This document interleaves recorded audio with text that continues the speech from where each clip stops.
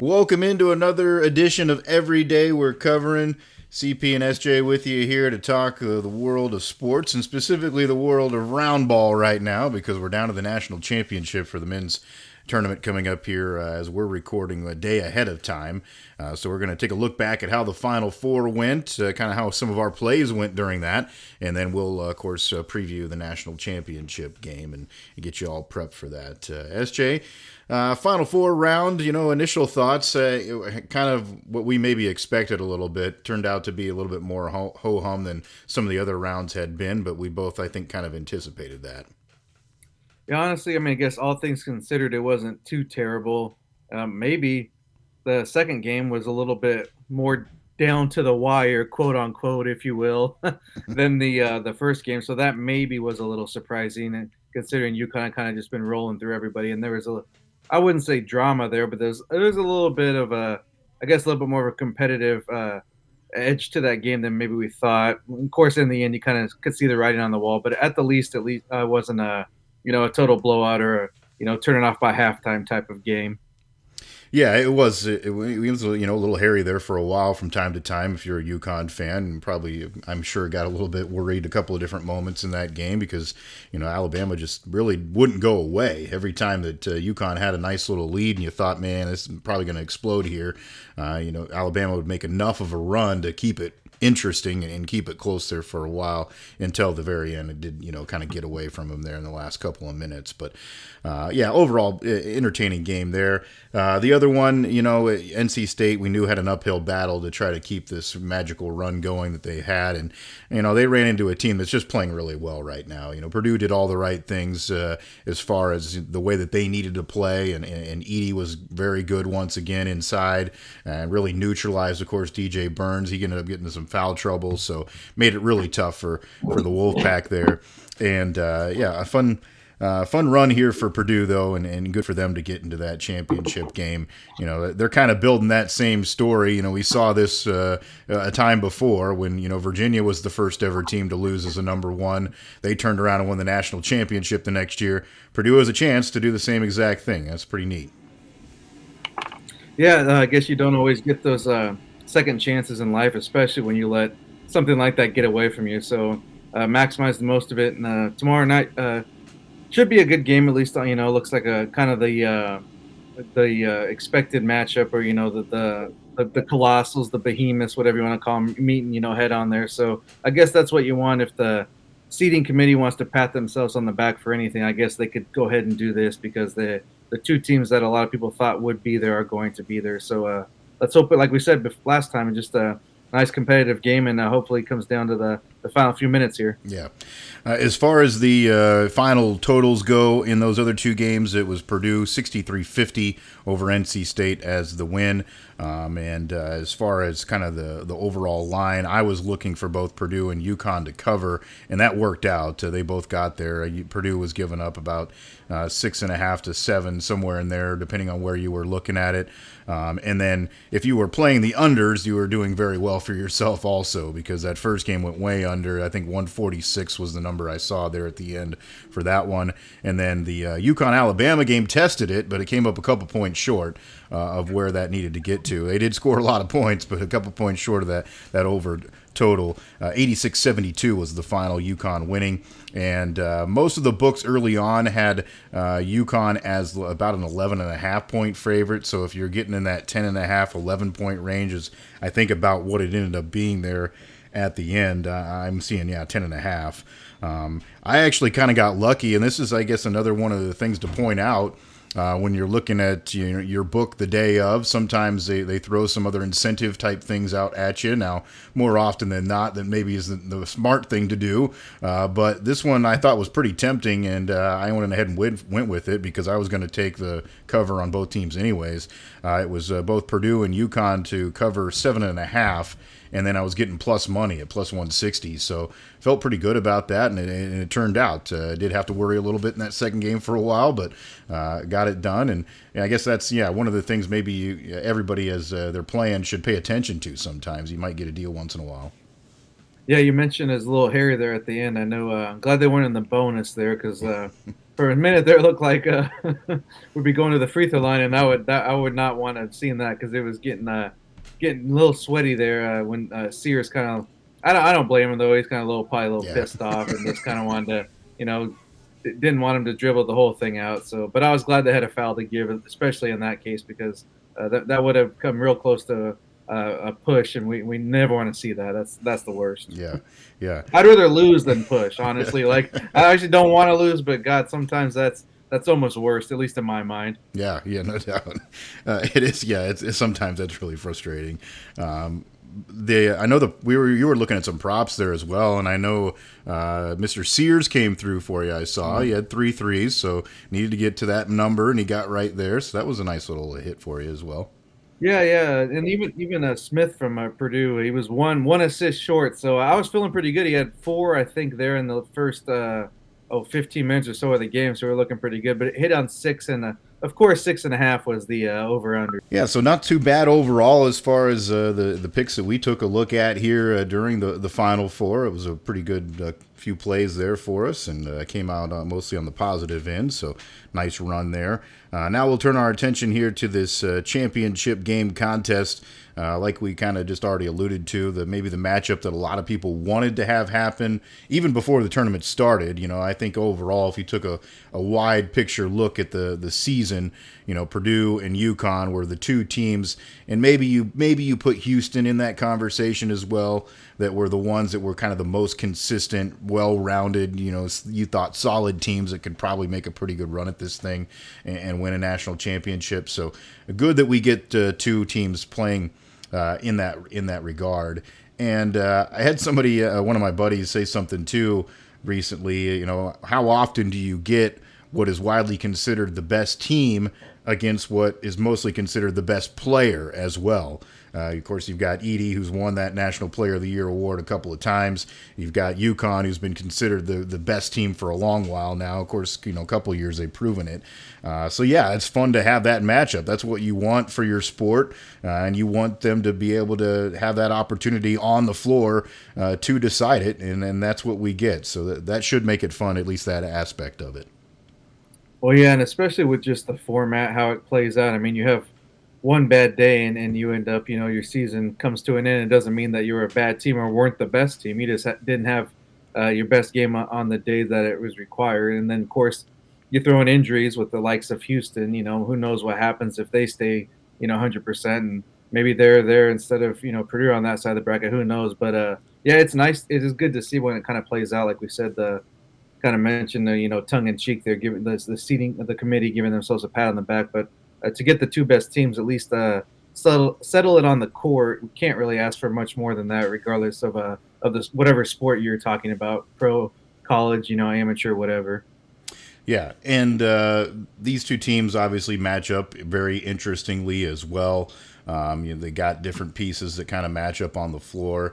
I guess just from a pure basketball standpoint, what's kind of your initial thoughts and how these teams will match up together? Well, I mean, of course, the easy thing is to look inside because, I mean, most teams these days we've kind of, joked at it and laughed about it, but it's true, don't even have a center, let alone, kind of a throwback, a 7+ footer that does play by the hoop, because even these days when you get a 6'10 plus type of guy, you're talking about, someone like Wembanyama or someone, Jokic, that's, I mean, they get in the paint a little bit, but they're playing, beyond the arc a lot too. They're stretching the floor. These guys, I'm not saying they can't do it, especially on the defensive end. You see them play the pick and roll game and maybe get up top a little bit and kind of move their feet somewhat. But still, in the end, they're more of a traditional center. Consider, what was kind of, the way, basketball started, or kind of was for many years, many decades, just, that low post presence and kind of playing inside out instead of the opposite. So obviously that's the first thing that sticks to you, but just the thing that's, I guess, is going to be, and it's easier said than done for, if you're looking at a way to, kind of stop UConn's momentum here, is just somehow avoiding those runs. Every game they've just went on, of course the 30-0 stands out, but even in other games it's been, 15-4, 10-2, just anything. They just get hot and they score, and, even it was a close game, but against Alabama, where they scored like 6, 7, 8 points in like I mean, it was a minute at tops, Yeah. and then it was kind of done after that. So I guess if you're looking from the Purdue aspect, that'd be kind of the someone that picked them or just a fan of that team. That'd be the thing to maybe key on, and then just looking the other way. You guys is they're going to need a lot of I think at the outside game that the three balls are going to be big for Purdue to the guards. I don't think they're going to match up very well athletically just because no one really does. But if they can, maybe that secondary transition game, or just get out in space, or maybe get some double teams on Edie and kick it out to some open shooters and hit them. That's the key. I mean, you're likely going to get open looks regardless of how good your opponent is when you have a player like Edie in the paint. But you got to hit those open shots. That's the key to it, because we saw Alabama was a little bit struggling at times, and then once they started hitting, the game changed at least for a little bit. Yeah, that was a big difference between the first and second half of that game the other night. When Alabama was making threes, they hit 7 of them that first half. You thought, man, they're really giving themselves a chance here. And then they kind of went cold in that second half. They only had, I think it added 3 more for like a whole good chunk of the second half. So, those fortunes changed, and then the result changed for them. So that definitely is a key, I think, for anybody playing this team. It is wild to see UConn when they go on those little spurts, because I don't know that I've ever seen a basketball team that just hits that like instant fire mode all of a sudden, and it's not just run out layup or basket. Like, Right. they're hitting transition threes, like everything's going their way when they get in a rhythm, and it just like the ball starts bouncing their way for whatever reason. That's just the kind of team that they are. It's pretty wild to watch, that's for sure.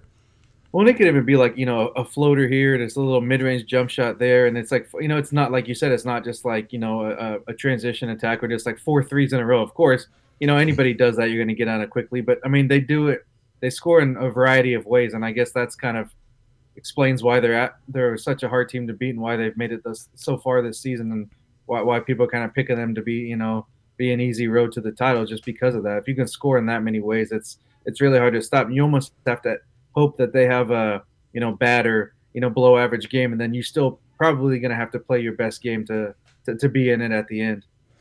Yeah, I'm going to kind of elaborate a little bit more on how I think kind of matchup wise it'll go when I make a pick here coming up in a little bit. But before we make our official kind of notes on plays here, we do have to kind of talk about what we're drinking right now and what maybe we'll be drinking as we celebrate. As we celebrate that cash rolling in, we're going to have something ready to go. I went with the kind of old reliable for me. I spotted the 12-pack of the old Boulevard Pale Ale as I walked into the store heading into this weekend. So I went with that, kind of a traditional one for me that I like to do a lot. So that's what I'm drinking here tonight. And I'd probably have a couple of them tomorrow, too, if as things start rolling my way. How about yourself?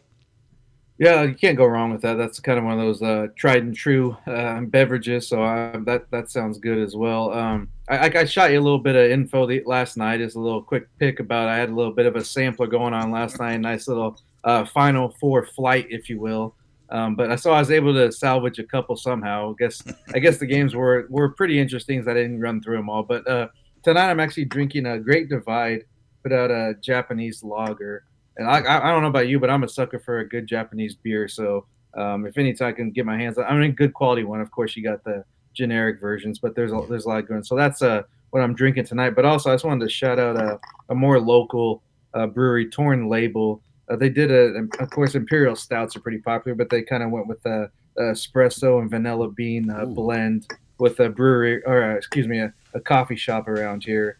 And that one's got a nice kick to it, a good 10%er. But so I did want to mention that if you see that they're at a Kansas City area, so they might go up to your neck of the woods to distribute. But definitely grab you one of those. It's a good beer, and actually a pretty easy drink for being packing that much of a punch. Yeah. It's not one of those where you got to sip it down. Like it flows pretty good. Nice, yeah, that sounds delicious. I'm a sucker for those kind of stouts, especially when you get the coffee innuendo going on somehow or some way.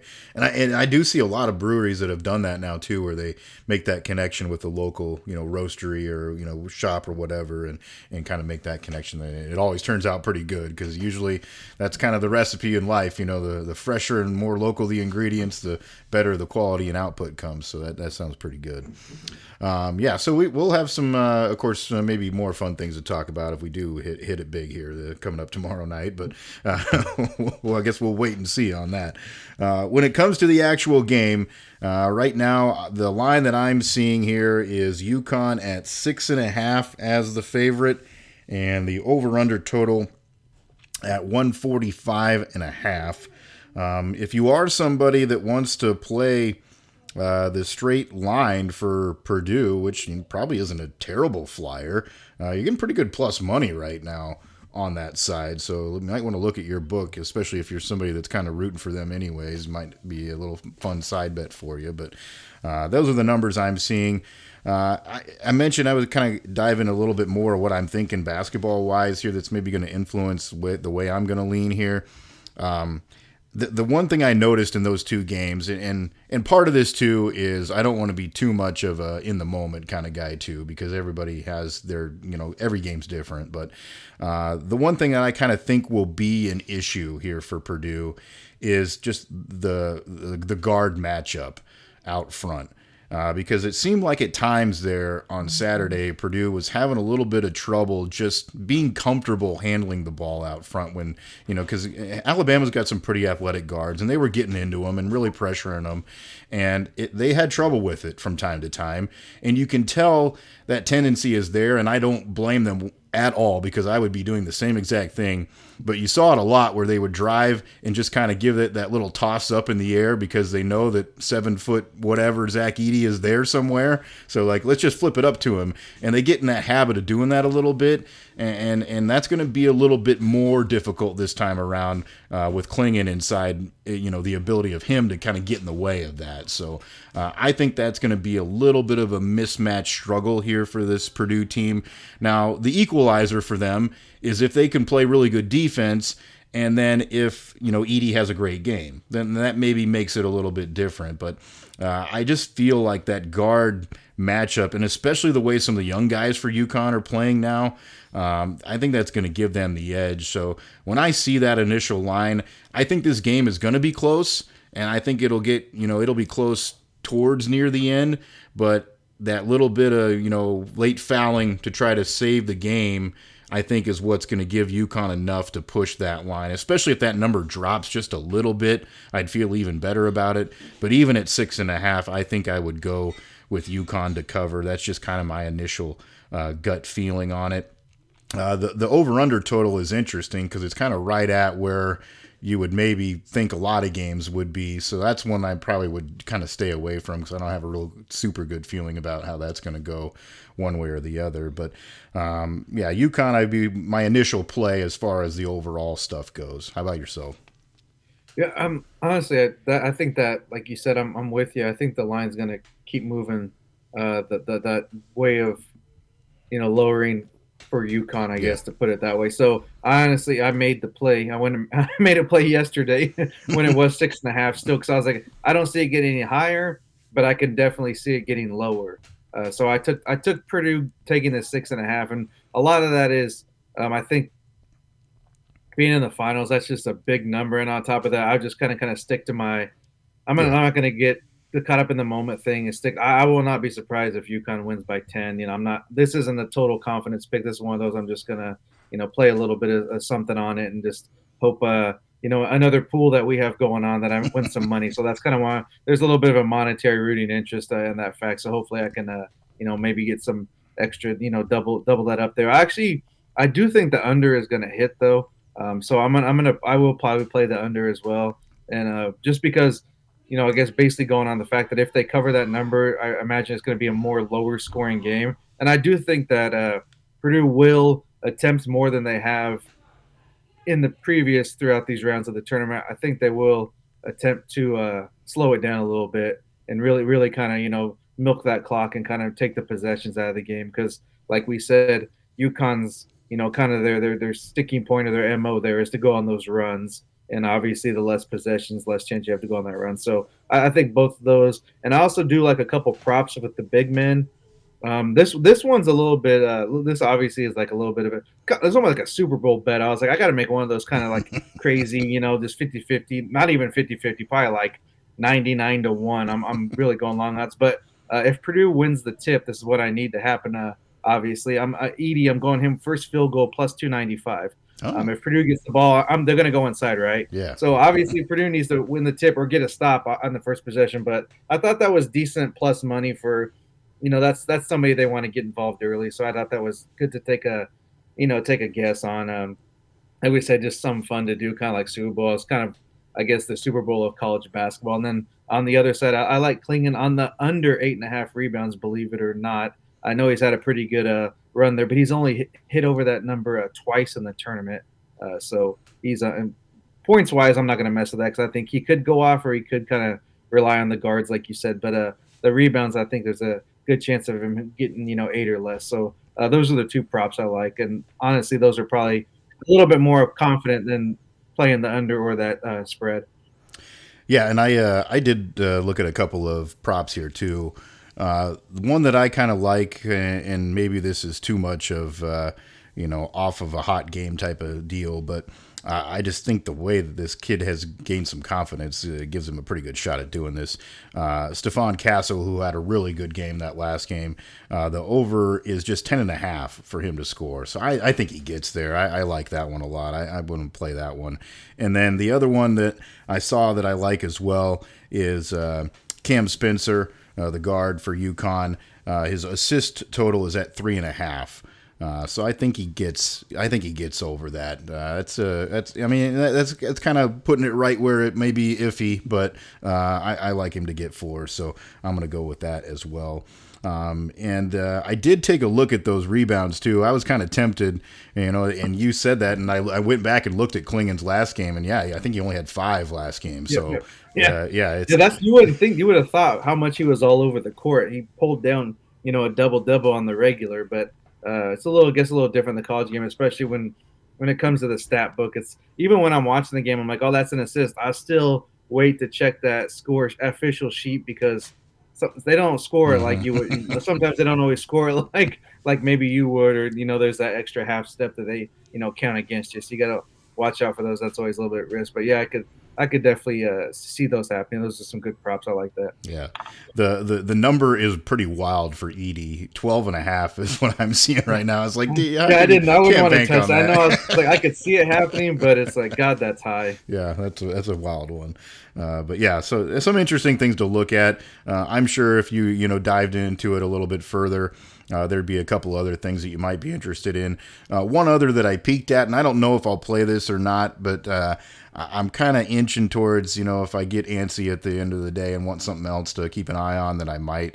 Alex Caravan is at 1.5 for 3-point field goals made, and he's usually good for at least 1, so I would feel pretty good about him making 2, so that would be another one that I would keep an eye on. That's something I think, and I've talked about this a bunch of times, and I just think watching them, it proves it every single time. UConn has just such a mix of unique players. Like, they have guys that fit all the different roles. A guy like Castle, who you didn't really expect, to maybe be as big as he was last round. He can get to the basket. He can hit an open shot once in a while. So he's kind of that slasher guy. You've got the typical, Spencer out front, who's just kind of the facilitator, ball handler type of player. Will hit a couple of shots for you. And then, Caravan, who we're talking about, he's kind of that, spot up, get him in a good rhythm. He'll knock down shots. And then, of course, you've got Klingon inside, and then some of the other big guys that they bring in off the bench. So it just seems to be such a good mix for them, and that's what makes them so good. Purdue's got a little bit of that too, but I just don't think quite as spread out maybe in the different positions as UConn does. But this will be fun. It's going to be a good game to watch. We hope we get some good entertainment and excitement out of it. And that's all you can really ask for, I guess, as a sports fan, is you want it to be competitive and interesting. And then of course at the end of the day, we'll all be ready to fire up that tune and watch the old one shining moment. That's always one of the best parts of the tournament, even though it's kind of a sad moment as well because it's all come to an end. Yeah, that was I was gonna mention. If the game does end up sucking, I mean, at least we got that to look forward to because no one does good. I do hope. I believe though. I think last year they went back to the original because didn't they try to mess with that song and Yeah, they play a did. different version a couple years back? I don't. Mhm. I mean, obviously you always get these, executives with the bright ideas, but how that got through and for them to change Yeah. that literally makes no sense. Like, there's no way. Some things you just don't need to mess with, and that's one of them. Like I mean, as iconic as it gets, really. Yeah, don't mess with Luther. I mean, he did it right, and that just that tempo of that song, everybody knows once they hear that, they know what they're Yeah. watching. It's like, Oh, geez, and of yeah. course you remember a lot of other moments in the past because of that music once you hear it as well. So, pretty interesting. So that'll be something to look forward to no matter what happens. I did want to mention real quick too. I know we haven't really kind of focused on it here on this program because I don't, we don't just necessarily follow the sport quite as much. But obviously the women's game has gotten a ton of attention here this year, and rightfully so. There's a lot of stars out there, a lot of players that have kind of made a name for themselves and made themselves kind of appointment television, and the numbers represent that here at the end of the run. There's been some really crazy record viewership this Final Four. South Carolina won the championship today, 87-75, defeating Iowa. So the undefeated season happens there for South Carolina, which is pretty incredible. And then, of course, Iowa back-to-back years in that national championship, which is pretty incredible for a program that, is here in the middle of the country, and you probably wouldn't necessarily always have thought of as a women's basketball powerhouse. But they put on a pretty good show here this run, and I do have to tip my cap here to the women's game because they've done what they've needed to draw some attention. Hey, I ran that spread or over what do you call it? The spread up to 9.5 for South Carolina, so I was good with it. I made a nice little chunk of change on that today, so that was good. I just kind of we're living on borrowed time to me, but I don't know. Like I'm glad that they got the experience, and seems like a lot more eyeballs on the thing, but I just wish I hope we can get away from the comparison Yeah. crap because it's nowhere near the same. Like I saw a lot of the I guess they call themselves sports media or sports media business. That type of Mhm. industry is kind of comparing the ticket prices. But you got to remember, bro, they're playing in a NFL football stadium, and they're playing at a host site still. So you can't really. There's just like things you can't compare. Like it's not taken away from what the women are doing because they had a good tournament. And there's a lot of good players, and you know that doesn't need to be said. It's just to me it gets really annoying with all the comparisons and kind of the back and forth. It doesn't have to be an argument. Like just enjoy what they're doing, and there's room for both in this media world. I guess is my that's the way I take it as. Yeah,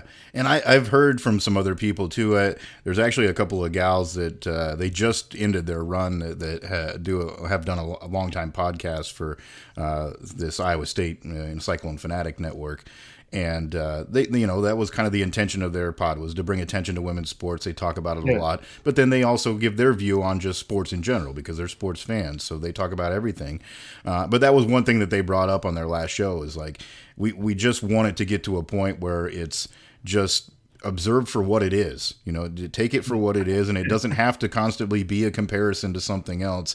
I think it makes it hard for people because it's the same quote unquote game, it's basketball, but the way that it's played is different, and there's nothing wrong with that. It needs to be watched for what it is and appreciated for what it is, and I would understand if somebody was a huge fan of women's basketball and wasn't a huge fan of men's basketball, or the other way around. That's fine. Whatever you like and enjoy is great, and it is great that it's we've seen it grow because I think just sports in general has grown, obviously, and the competition aspect, and everybody wants to have that, and maybe getting more of that competition and quality from the women's game is what other women want to see, and maybe that's drawn in the more and more attention. So tip of the cap to them. Obviously, what Caitlin Clark has done is incredible. Just the records that she has put up, obviously speak for themselves. She, brought attention to herself because she did all of that. It wasn't just because, she shoots ridiculous shots. Like, she made enough of them to make it an impact, change the game and bring a lot of attention to it. And there's plenty of other players on other teams that have started to do that too. I do think it'll be interesting though after this season, because you do lose some of those stars, and especially with Caitlin moving on, how much does it continue to go in that direction? Do they keep that momentum rolling forward, or does it take a step back? I mean, I don't want to say I think it will one way or the other, but you kind of have that feeling that you lose a few of those stars, and maybe it tampers down a little bit as far as the rapid enthusiasm. That's kind of the natural way of the world, but we'll see. It'll be an interesting thing to watch for sure. I mean, it kind of has to at some point, because they're really maximizing just with everything that was going on. They had great games on top of like kind of known people, or like people that kind of getting out there and just promoting their name. You see them on commercials and everything. I mean, you look at even just when Steph Curry and the Warriors started going on their run, like they were kind of everywhere, and I'm sure even their numbers and viewership has gone down as the team goes down and players move on or things change. But I don't know. I just think just on my thing, just the argumentative side of it. And if anything, it pushes people away, and you're not going to grow your audience, because when you come in it, kind of to put the way to raise your game is not to degrade somebody else's game. Is kind of just the way I look at anything. Like whether it's you're looking at getting viewers ratings, or you're moving on in a career, advancing in your professional life. Like, so that's kind of why just off-putting to me. Like, that's not the way to build yourself up, is to kind of try to crap on somebody else. So I guess that's kind of why it just turns me off. So I think there was plenty of talent there, good games, and they had a hell of a tournament. So just promote that. You don't have to try to say somebody else is doing less than you to make yourself feel better. Yeah, totally get that. That makes a lot of sense. So yeah, we've had some good hoops up here to this point. We're going to have one more last hurrah here at the end of the tournament. Of course, when we talk to you next week, we'll have a chance to recap all of that and talk about how the season kind of went as a whole, and then we'll move on to the next chapter of the sports year, and we'll of course start to talk about some other things that are going on off season wise with football, as we start to get kind of looking more towards that, and then the other sports with the NBA and NHL and Major League Baseball a little bit here during the other part of the year. So times will change, but one more round ball game to watch. So we hope you enjoy it here this weekend. Make sure you follow us on socials. We'll give you little updates there as well, at SJM Bets, at Cherokee CP, our handles there on Twitter. We share lots of information about the program in those locations. And then, of course, we'd love it if you would like, subscribe, share the podcast on whatever platform you may find it. It's available everywhere, Spotify, YouTube, Apple Music, Amazon, wherever you want to find it, you can track it down. So we hope you continue to do that and have some fun with us. That's SJ Munoz. I'm Chris Parks. Thanks for joining us for another week of Everyday We're Covering. We'll see you next time for some more covers.